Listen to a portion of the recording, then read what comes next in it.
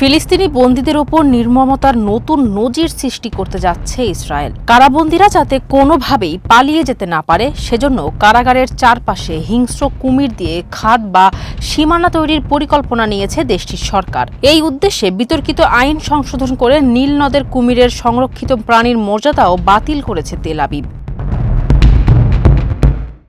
নিরাপত্তা মন্ত্রীর প্রস্তাবের ভিত্তিতেই এই সিদ্ধান্ত নেওয়া হয়েছে। 15 জুলাই দেশটির পরিবেশ মন্ত্রী ইদিত সিলমান একটি অধ্যাদেশে সই করে কুমিরকে রাষ্ট্রের হেফাজতে নেওয়ার আইনি বৈধতা দেন। আইন পাসের পর বেন গভির ফেসবুকে কৃত্রিম বুদ্ধিমত্তা তৈরি একটি ছবি পোস্ট করেন, যেখানে তাকে একটি কুমির শিকল দিয়ে টেনে নিয়ে যেতে দেখা যায়। ক্যাপশনে তিনি ফিলিস্তিনিদের হুমকি দিয়ে লেখেন, সন্ত্রাসীরা পালানোর কথা ভাবার আগে আর একবার ভাবুক।